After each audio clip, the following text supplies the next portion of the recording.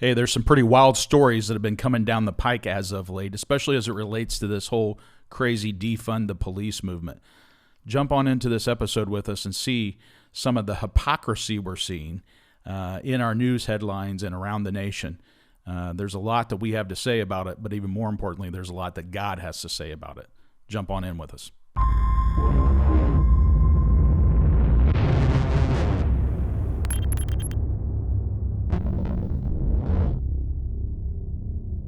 Hello, everybody. Here we are for Remnant Revealed. The Remnant. The Remnant. It's awesome. We were talking about this. We need to. Oh, there goes my chair. What do we call our family here, the audience here? Do we call them the Remnant? The Remnant family? Yeah, I think so. Are you part of the Remnant? Are you part of the Remnant? I don't know. You could do it like they do in the movies. So what we were talking about is maybe getting a little swag going sometime. Yeah. Some kind of like R&R hat or shirt or pullover or yeah. something.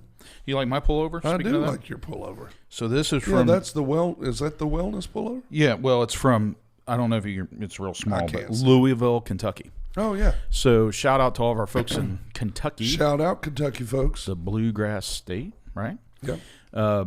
They had a fall conference for their state FOP, and they asked me to come down and talk. They did their first ever wellness day, wellness summit, if you will. That's awesome. On the front part of their fall conference, which I thought was pretty cool. They hadn't done that before, but it was a day dedicated to wellness issues for officers. Gotcha. On the front end of starting their overall fall conference, which shows you the priority and the importance of it. Right. And I thought they did a great job for doing their very first one. They had several different speakers, and it seemed to land really well. So that's super cool. Had a great time down there.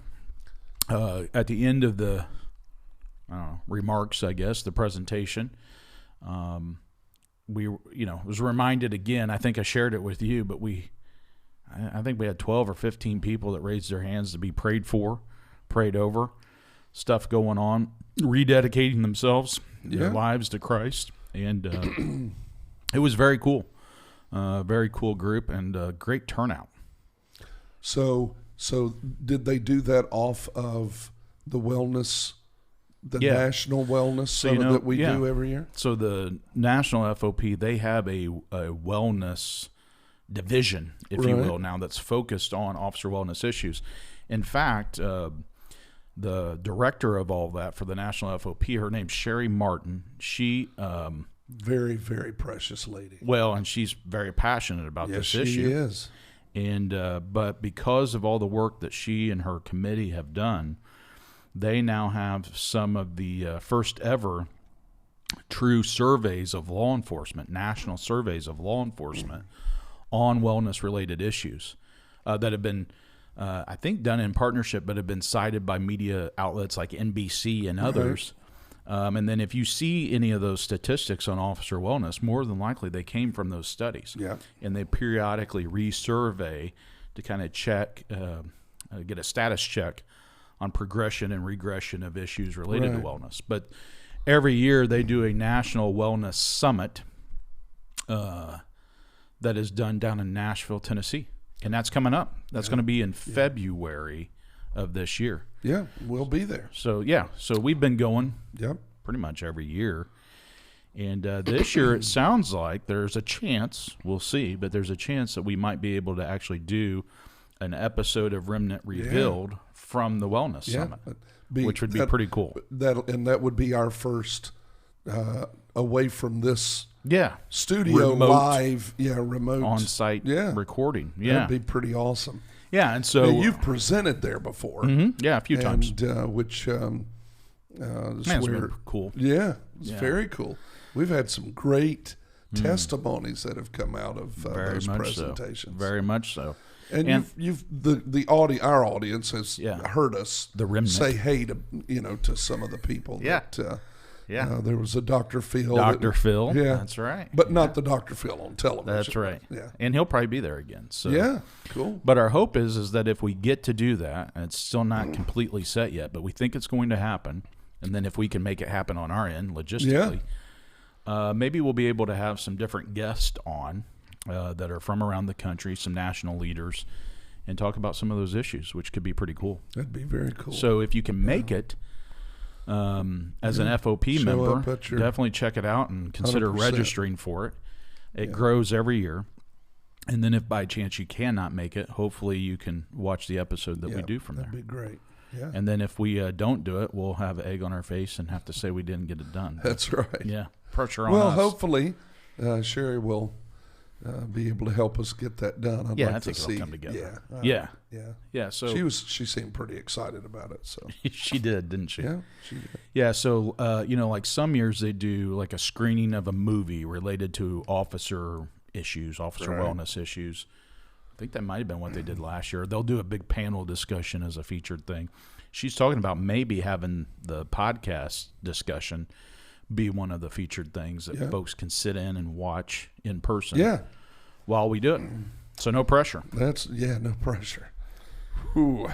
But there's a lot that's been going on. I was talking to you earlier about one of these headlines that I stumbled upon that I thought was pretty interesting. And coming into 2024. That's right. We're, if you remember the last year of election time that we had. Great point. The wheels came off of the world. Right. And in 2020. In 2020, and it went totally nuts. Yeah. I'm amazed and shocked at how quickly things have happened, and if I may, just as a pastor, as a minister, and a chaplain, how quickly things have happened to force the world towards biblical prophecy. Oh wow, yeah, amazingly quick. For instance, you and I know you have a couple of stories, and they're part of this. The world changed like we've never seen it change overnight. In our weeks. Lifetime. The whole world was shut down. Number two, we're sitting currently facing World War III. Very, very possibly, looking at it eyeball to eyeball. If you haven't I think noticed, folks feel a little on edge. Little on edge. For the first time that I can recall, now the statistics have changed to where 86% of young adults 18 to 24 believe Israel should not exist. Wow. And Palestine should take that whole territory, which means you have to eradicate Israel in order for that to happen, which, if you know anything about biblical prophecy, those nations come against Israel in the end times to destroy her, which is not going to happen. So, but it's going to try. The world's going to try. We are, in our nation, facing some of the most crazy, wild, upheaval situations to eradicate our history, to eradicate good and have evil be good, the most crazy things, and then people doing things like defunding the police, trying to force big major cities into these boxes where people can be controlled, but evil is let loose. And you got a couple of stories like that. Well, and to your point, the Bible says there will be a quickening, right? Yeah. When you say amazingly quick. Yeah. There definitely, I think most people have this feel, this sense, somehow, this pressure of things escalating and quickening at a rate none of us have really ever seen before. Hey, they're talking about the percentage of people who now, young adults, who now believe that AI should be developed, and they don't care that it would be smarter than humans. Yeah. There were some statistics out I read this week, and I think our producer was talking to me about that this week. Just mind-boggling that would be the case. Yeah. Well, that's going to be rapid. There was this story that stumbled upon. It's not quite World War III, but it's interesting. where we've come from and where we're going into. So you think about 2020 and moving forward, all this intense pressure. We talked a little bit about it in the last episode, which was episode 70, I believe, on Walking Through the Fire. We talked about these issues and some of what's been behind the crisis and consternation that our country has been within for the last 4 years, especially on the attacks on police and really focusing all the anger and ire really of societal failures on the police, which consistently happens. But we all know that the biggest mantra that came out of all of that was this defund the police junk. Right. And what does that really mean? And then also, why would people want to destabilize the enforcement of laws and also public safety, especially in our major cities across the country? Now, this news story actually hit and landed back in July of this year, but it just resurfaced again because, isn't it interesting that you get these snapshots in time and you see the progression and regression of where people stand on issues. Right. But the headline on this is what caught my attention. It says that the Oakland, California, which I think is safe to say is kind of known for some lawlessness, crime, and violence, says that the Oakland NAACP blames defund the police for rampant crime in its city. Who does? The Oakland NAACP. NAACP. Mm-hmm. And here's what they note, which is interesting because it's something that police have been saying this entire time, which police note that in every major city, when you look at our crime, folks in various minority communities, especially our fellow black neighbors, are disproportionately victimized, impacted by crime and violence. Yep. Now, that's been the police saying that. But in this story, what it says is that the local NAACP chapter in Oakland is urging authorities to declare a state of emergency. Holy schmoly. Because of the crime and violence and its, quote, overwhelming impacts that it has on minority communities.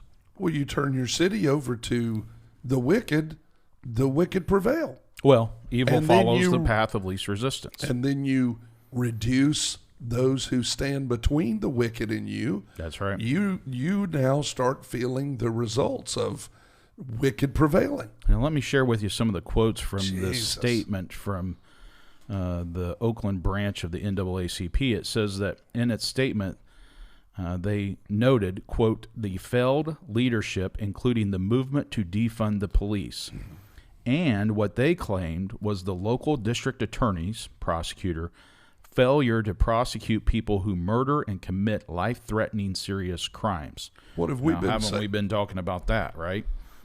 And this is interesting as well. Their quote from their statement says, quote, we need the police, exclamation mark. Well, this is what we've been talking about is, you've got all these people that are out there with all these mantras and churning this agenda-driven discussion, supposedly for people in our community, and many of the people in our community that this is supposed to be helping are saying, don't do that. Right. We want the police. We need the police. We want them funded even more. And it matches up with what our officers have been seeing, especially in major cities, is that folks in various neighborhoods, parts of the community, that are coming out to the police and saying, please don't leave. Don't give up on us. We need you. And even in some rural areas, you have departments quitting or leaving their community. Some police departments, some smaller departments it got so crazy they just had to say, hey, I'm not going to do my job like this. That's right. You're going to have to find somebody else.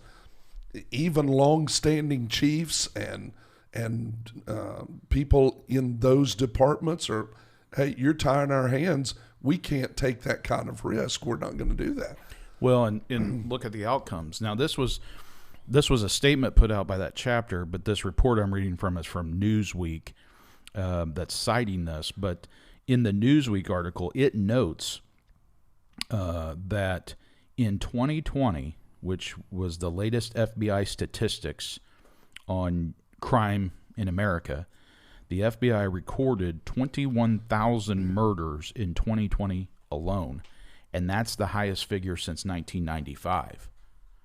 Now, think about that. So in the same year, you have this major move to defund the police, destabilize by design, break it and remake it. The outcomes are the highest levels of murders that we've seen in decades.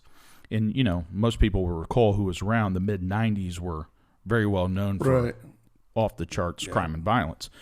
And so one of the things that was said in here, which I thought was, I mean, it could have been like the police were writing this themselves based on their observations. But this was a quote from a local faith leader in Oakland, a bishop, who said, "Oakland residents are sick and tired of our intolerable public safety crisis that overwhelmingly impacts minority communities. Murders, shootings, violent armed robberies, home invasions, car break-ins, sideshows, and highway shootouts have become a pervasive fixture of life in Oakland. We call on all elected leaders to unite and declare a state of emergency and bring together massive resources to address our public safety crisis." End quote. So you go from defund the police to we need even more resources than what we had to catch back up and quell the outcomes that we're seeing here. Right. And so here again, it's just this, you know, the Bible talks about there'll come a day where they say what's right is wrong and what's wrong is right. And so everybody feels like the world's turned upside down. Well, it kind of is. And this is showing you that people are saying, we went the wrong way here. I think we were shouting that from the rooftops for, several years, and have been since. I saw or listened to, well, it's a visual podcast like ours, where some guys were at a table and they were mentioning certain specific situations in a community. And they're supposed to be fair and impartial, right? Not fair and impartial. They only mention one part of one situation. The whole rest of the program was laying every issue of violent acts and every issue of crime at the feet of law enforcement officers. Oh, that's right. Did not mention the fact that crime has increased in that community and surpassed what it has been, to where then officers are required to save their life or others to handle those situations appropriately with appropriate measures. So I just find it in these cities that have these kind of issues, and Oakland's not the only one, we know that, but that story is just an absolute slice of the pie of what we know is happening around our nation. Again, it's a snapshot. In time. And what was interesting was when they say that they're blaming the crisis on failed leadership, including the movement to defund the police. Right. This was striking to me. And, quote, "Our district attorney's unwillingness to charge and prosecute people who murder and commit life-threatening serious crimes, and the proliferation of anti-police rhetoric," which is what you're saying. That's what I'm saying. Which is lay it all at the feet of the police. Right. But while you're blaming them, you've cut them off at the knees. Right. And at the same time, you have these issues of the revolving door of criminal justice that just keeps amplifying the issue. And so I think the message for the folks that watch our channel is, you know, when you're going into this new year of 2024, understand that as crazy as things have been, and it feels like things are swinging back the other way, Exhibit A here, as they're doing that, just understand that it doesn't mean that they won't swing so far the other way that they're just as crazy as they were. Right? So how do officers and their families and those who support law enforcement, how do they find that balance in the middle of all of that? Well, I think you and I, we mentioned a great scripture this morning. Number one, Joshua 1:9, I think. Yes, sir. Unless Joshua 1:9 says, "Have I not commanded thee? Be strong and of good courage." Now, most officers understand they have to prove a physical strength, a mental strength to do the job that they do because it requires that. Even more so today because you take a mental beating, emotional beating every day from people that you're helping now. Mm-hmm. It used to be people were grateful that you were there to help. And let me say this, just in case some other people in the community are watching. I think we forget that officers handle, and this is no exaggeration, millions of calls. Right. That are life-saving. Thank you so much. You were right at the right place. Answering these calls dramatically, wonderfully, helping people's lives, which is why officers get into this role to start with. And then you have in the maybe low hundreds of incidents or issues where it goes like really bad, but the majority of things that are done or calls that are answered by officers are wonderful, and people are so thankful they're there. You got to be strong, because today you get beat up even if you're doing a wonderful thing. That's right. And treated like you're just treating everybody horribly. For as bad as we treat the police and cast aspersions on their performance, I can think of no other profession that has a lower negative outcome rate than law enforcement. I mean, what you're talking about is hundreds of millions of police-citizen interactions every year. You average usually right around 900 plus incidents of police action shootings, let's say. Right. And then of those, the number, by the way, that's an infinitesimal percentage of the total number of interactions. But then of that, you have a handful that involved even people who are considered quote unquote unarmed. Doesn't mean they're dangerous. Doesn't mean that they weren't life-threatening. Yeah, that they weren't dangerous. But unarmed. And of those, that's like a 0.00002% of those interactions, let alone the total interactions. Right. And so there's no other. We've talked about this before. The medical profession, they average about 300,000 deaths a year due to medical error. Right. A year. And as I've shared with you, even if you consider the 900 to 1,000 shootings annually, they're not errors. That's right. But even if you just took that number as a negative outcome and compared it to the number of medical errors that result in death every year, it would take you, think about that, 300,000 versus 1,000. That takes you 300 years of police performance. That isn't even error or bad, but if you just use that number as the error rate for medical profession in just 1 year. In just 1 year. Does that make sense what I'm saying? 100%. And then if you look at, and I know that it's part of what we talk about and people who are watching, it's part of what they do.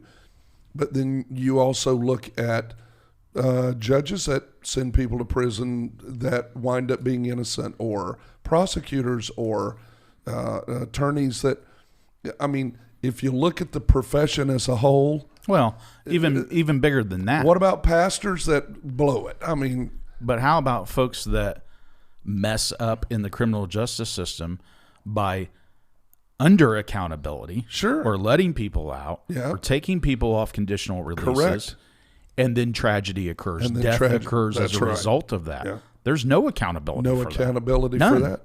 And hey, if you're going to make every pastor or preacher bad because there have been some bad or are still, I mean, I'm sure there's somebody somewhere that's a preacher that's not doing the right thing. The list goes on. You got to be strong. Officers have to have now a strong mental but also spiritual fortitude like they never have ever in their life, because darkness has become so empowered by people who think that demons are just little Halloween deals we do, and they think it's funny, and no. When you willingly open up a society to demon spirits, you get them. But for those who stand for righteousness and good, they're the ones that have to deal with them. Well, evil follows the path of least resistance. It's the officer standing in between. And as I shared with you over the last few weeks now, I've really felt this compulsion in my spirit of this scripture. Yeah. Praying it over our folks. Sure.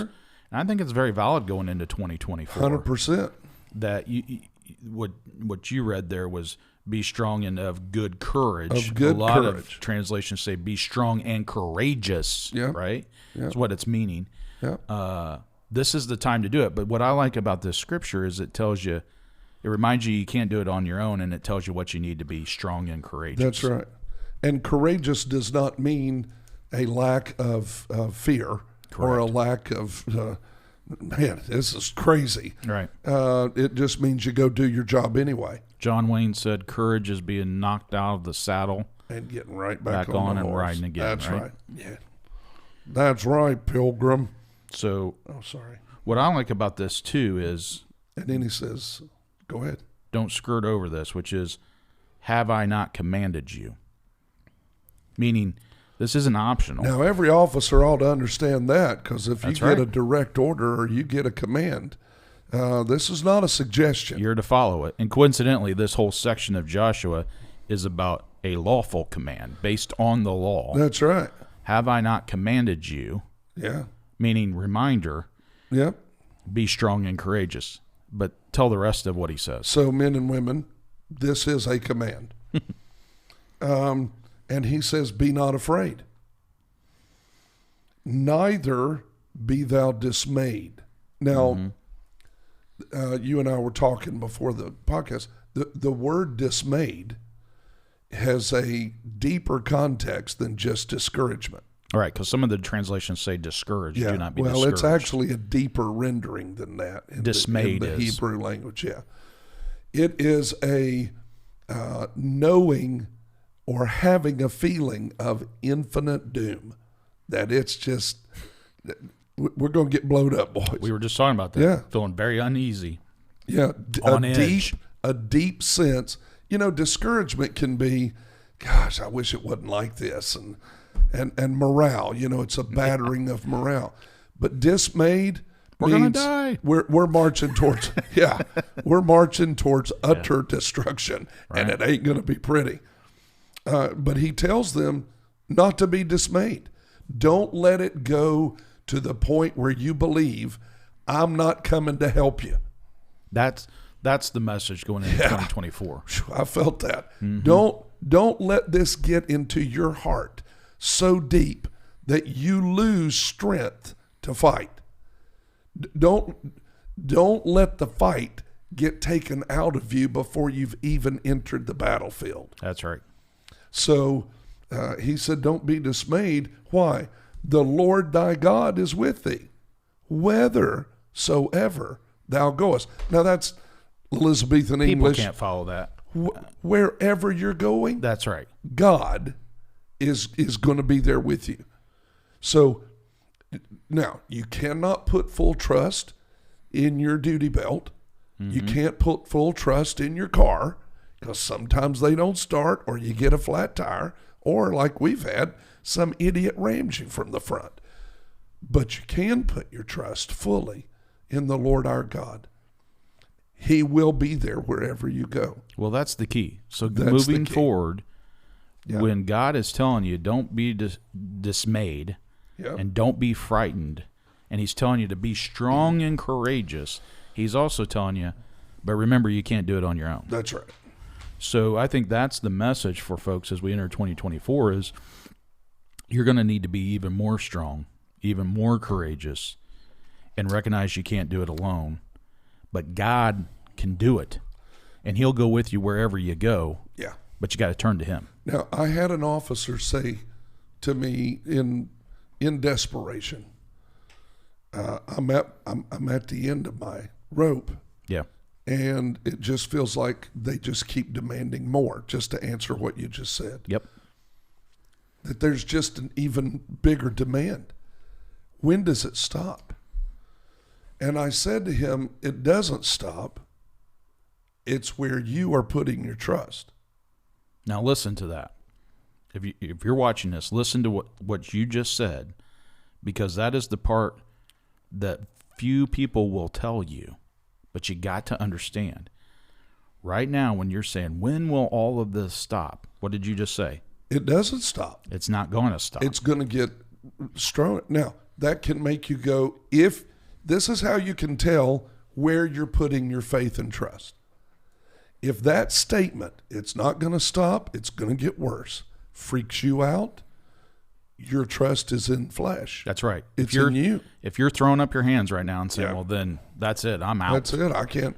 Well, geez, if your trust is in God, when is God going to stop?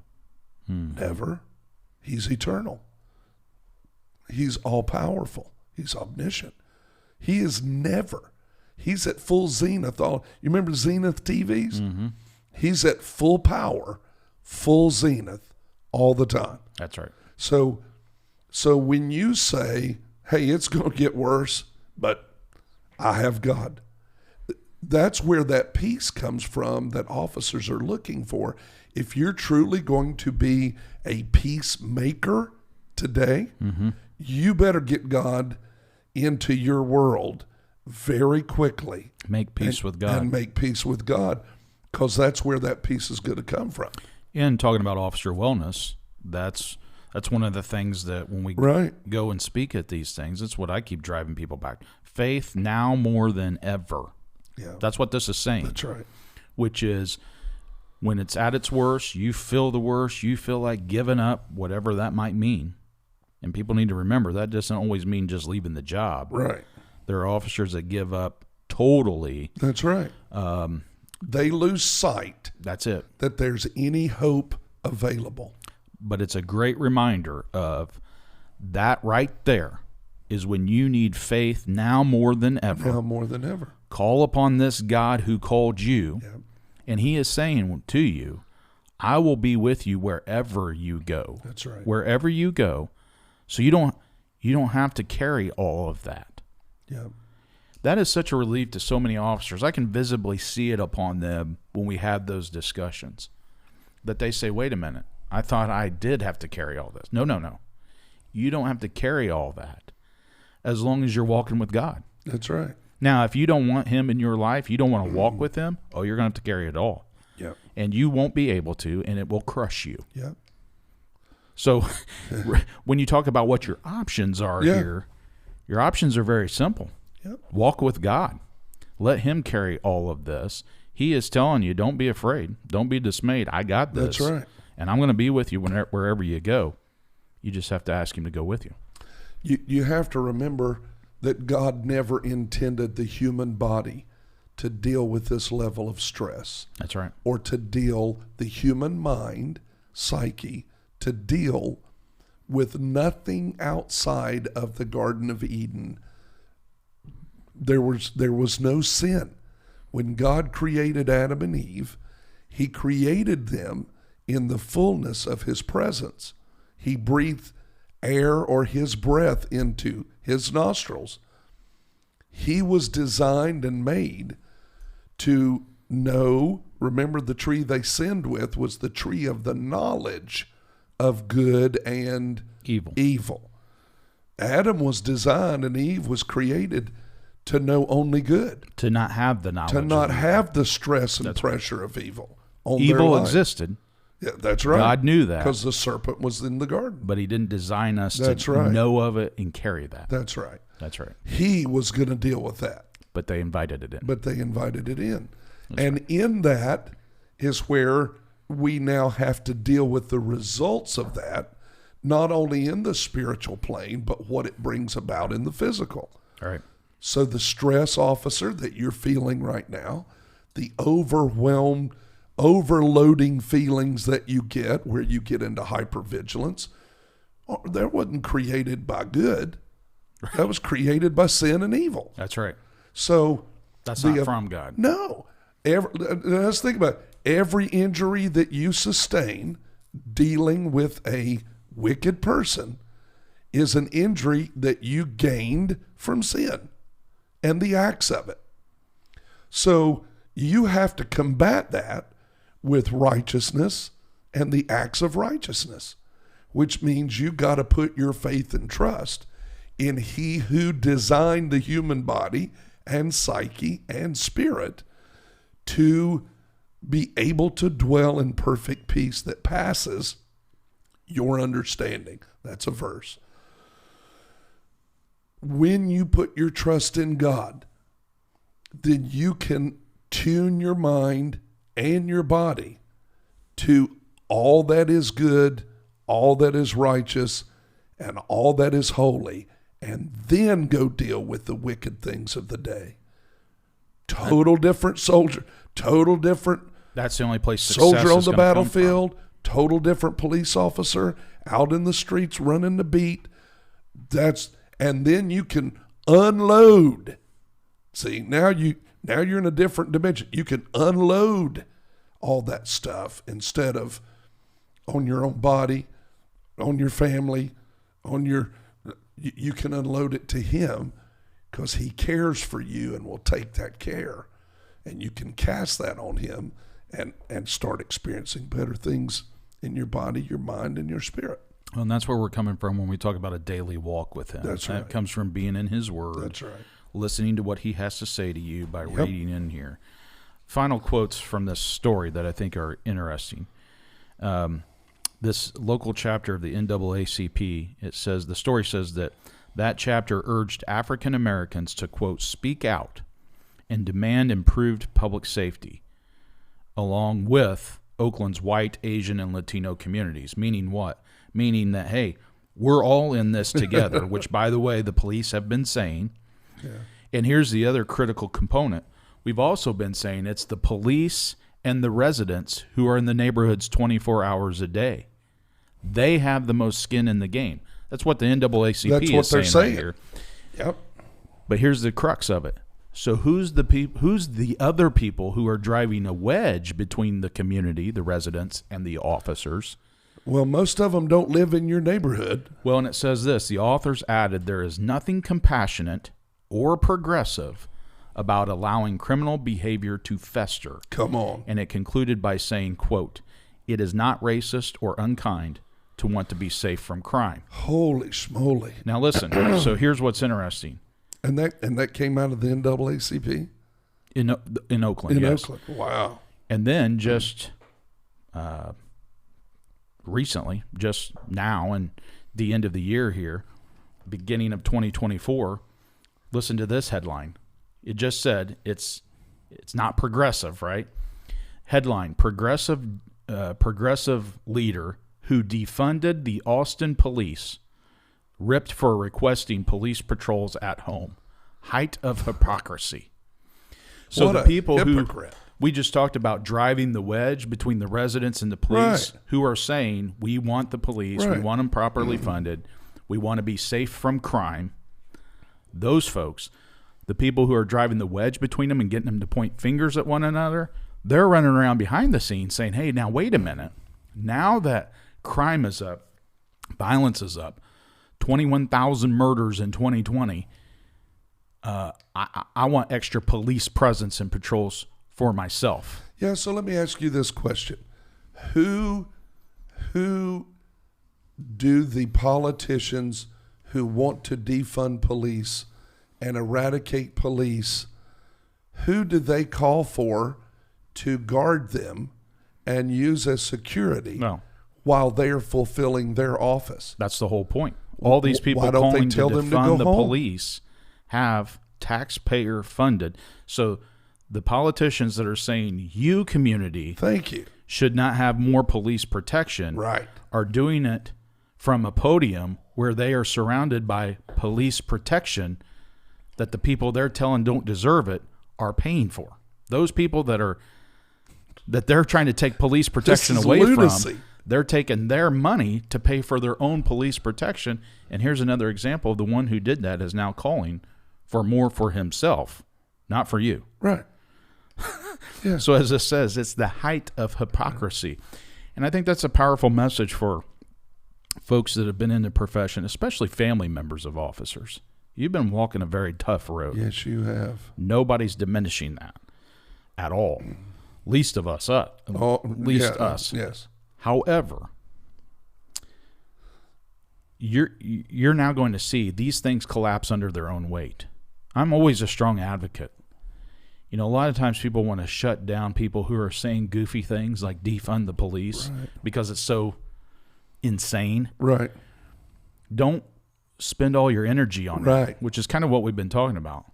Let them talk. Yeah. Just let them talk. Let them carry that out. You walk with God. Be courageous. That's right. Right? Don't be afraid. Keep walking the path that you're on. Keep doing the right things for the right reasons, in the right ways, and at the right times. And you're going to watch all this stuff crumble under its own weight. It can't withstand itself. That's right. Because there's no foundational principles that support what they are saying. And if they want to break things to then remake them, what we talked about in the last episode, they will be the ones who get broken. That's right. This whole fallacy that they've built these things upon are going to crumble. You stay on this path. That's right. Don't get diverted into that. And, you know, you got to remember that a lot of these politicians, corporate leaders. Oh, yeah. Don't forget about the corporate leaders. Taxpayer funds. Powerful. Going to empower these crazy Looney Tune things. Corporate dollars, which, by the way, are consumer dollars, going to empower these loony things. That's all going to collapse. And when it does, you know, people will see that not only was it hypocritical, but, you know, a lot of people feel like they're being a heretic unless they toe the line of what the popular worldly perspective is, the worldview is. That's why we say on this channel, it's a biblical perspective we're coming from. Right. So like what you were saying earlier, stay on the biblical perspective. Allow the world to do what it's going to do, which won't be good. But walk with God, and He's got this. Walk with God, He's got your back. And He tells you how to finish this out. He does. Right? Yeah. So let's, if we can, let's go there. In the book of Philippians, that's New Testament, book of Philippians, Paul writes this. Verse 13 of chapter 3.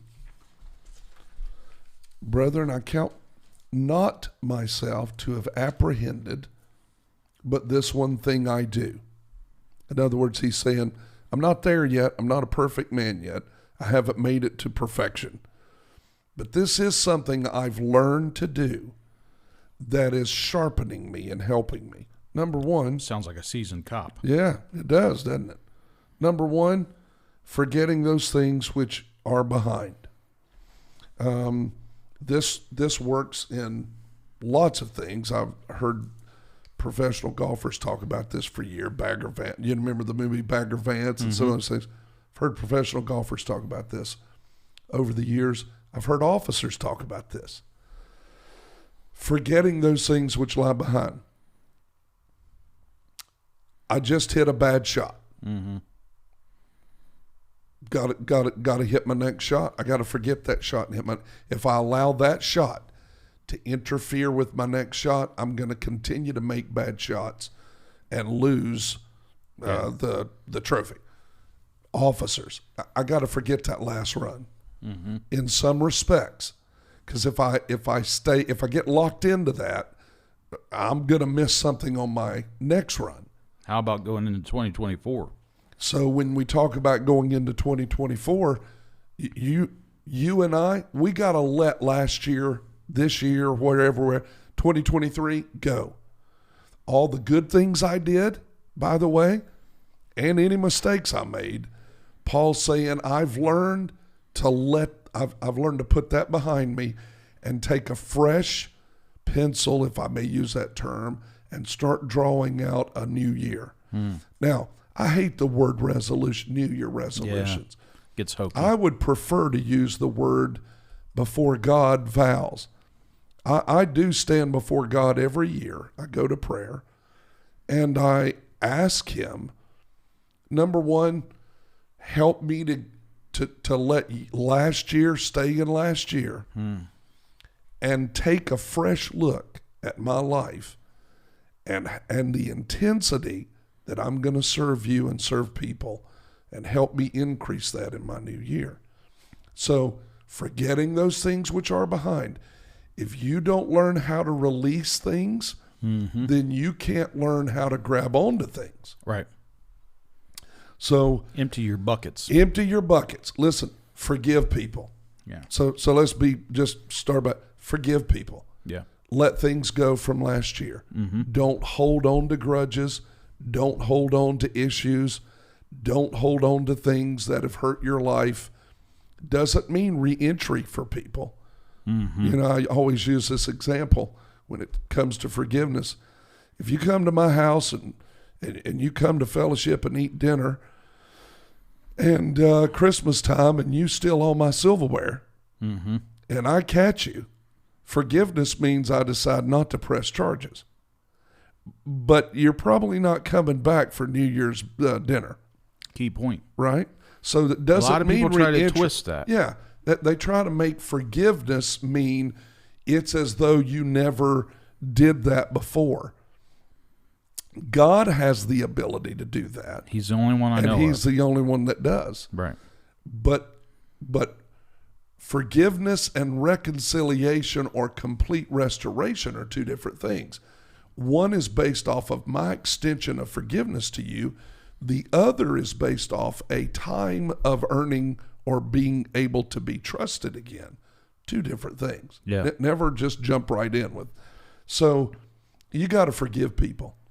And you do that. No matter what they've done, no matter, because if you don't, you hold that in your heart, it's going to hurt you. That they may not even care. Some people have wicked things done to them by wicked people. Right. That can leave that in your life and alter your life forever. But if you're going to take your life back, you got to get that person out of your heart. Empty your buckets. I use this as an example. You become the warden of everybody you hold prisoner in your heart. Now, there are two people that I know are going to be in prison. One is the inmate who committed the crime. The other is the guy who has to watch over him. Now, this guy can go home once in a while, which sometimes you can get out of the feelings you have about that person. Sometimes you can see them and not blow up and get instantly angry. Sometimes, but you're going to come right back and be with them again. That's right. Best thing to do is get them out of your life, and you have to forgive to do that.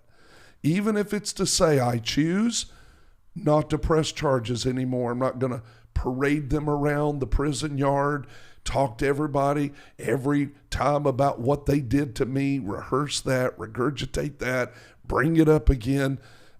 They're out of my life. They're not going to live in my life. I'm done with it. So by setting them free from that, you really set yourself free. There you go. Boom. Yep. Drop the mic. Then he says, and reaching forward unto those things which are before. So that's the next step. That's the next step. So you forget what's behind. Now I'm going to reach forward. Now I'm going to take my focus, instead of having it on what happened to me. Now I'm going to set my eyes on what is going to happen in my new year. And I'm going to start talking about it. I'm going to use my words because faith comes by hearing, and hearing by the word of God. I'm going to start looking at what God says about my new year. That's restart. Right. I'm getting a fresh start. The only way you're able to do that is to get into his word. That's exactly right. And he's going to talk to you. And he's going to talk to you about it. And then you start verbalizing that as well. That's right. What God says about you. Not these wing nuts that... Thank you. That are crumbling and falling apart over on the sideshows here. Forget them. That's right. What does God say about you? When you become God's child and you don't align yourself with God's enemies, God starts saying some pretty wonderful things about you. That's right. Hallelujah. That's right. So he says, I reach forward to things which are before. I'm going to start declaring, I say this every year. I'm going to serve God harder, more, love him more. I'm going to love people more. I don't know. Somebody says, how in the world can you do? He's got to help me. But I'm going to say with my mouth, my next year, my 2024 is a year of open doors. I'm going to walk through the ones he opens for me. My heart, my life, my mind, my body is going to be strong. I'm going to develop. Listen, man, I just had surgery on my voice this year. I'm going to preach more. I'm going to pray more. I'm going to use my voice to say good things, to help people more than any other time in my life.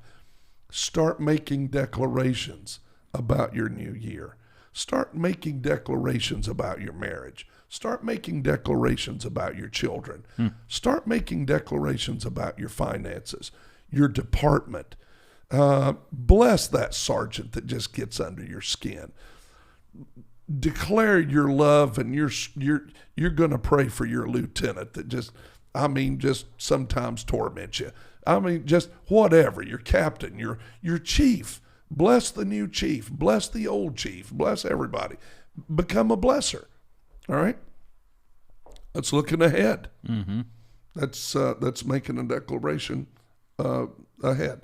And then he says, I press towards the mark of the prize for the high calling of God that's on my life. You know what your calling is? That's it right there. You're called to be a police officer and a peacemaker, and you got to press for that. Now this is what this, in the Greek, this is the picture. It's as a Greek runner running in the Olympics. In a race, a foot race. Mm-hmm. And you've seen this, anybody that's ever been in school that's run a race in track or whatever, when you start and get to that finish line and you press the top of your body forward, they teach you this, arms back, chest forward, and you press towards hitting that ribbon first, right, or crossing, and sometimes that's what wins the race. That's right. That quarter, eighth of an inch, it doesn't matter. Press. So what's he saying? I'm going to use all of my effort that I possibly can to win the prize of this high calling in God that I have. Every officer out there, you listen to me. You're going to have pressure because this job has pressure, but you got to press back. There is a prize. There is a win here. And if you press like a runner would cross the finish line, your life's going to be blessed, and you can win this race. And you do it with God, not without Him. Not without Him. That's right. And that's what he said, my high calling in God. Well, man, that's good stuff. So I hope I didn't get too preachy, but I can't help it. I am a preacher, and I'm not going to be ashamed of that. But well, I'm glad that we were able to get it covered, and I'm also looking forward to maybe being down there and talking at the Wellness Summit. Yeah. We've been doing a lot of that, going around and speaking at different things. So if you ever have anything coming up, you'd like us to come in and talk about these issues because nobody else is talking about them, we're always happy to do that. Just reach out to us. We can figure out a way to make it happen and get it done. And just keep meeting folks all around the country. Yeah. And hopefully, in blessing them, it always blesses us. I know that for a fact. Yeah. So grateful for that. Looking forward to a new year with you. And me too. We will keep moving forward, pressing forward. Hey, press forward with your little finger. Hit that bell. Subscribe. Send us a message, even if it's just hey, we love you. We love you. Nothing you can do about that. But appreciate you guys taking the time. This would not be fun if people didn't watch, but it's a blast. Yeah, it is. It is. Just knowing that at least somebody's getting helped. I had a person that sent me a message that said, tremendous, one of our last podcasts, he commented on that, and he turned and sent it out to his entire department. Oh, wow. And to all of those in upper command across the state of North Carolina to say, you need to get into this. Get dialed in. Yeah. So I appreciate that. Yeah. And let's keep it moving. Will do, man. All right. Looking forward to it. Hit that bell. Love you guys. We'll see you real soon. Hey, thanks for joining us today. Rick and I trust that you heard something that will help your life. And if you believe that it would help others, please make sure and share. Like and subscribe and hit that bell so that you can be notified when the next podcast is available. God bless you, and we'll see you soon.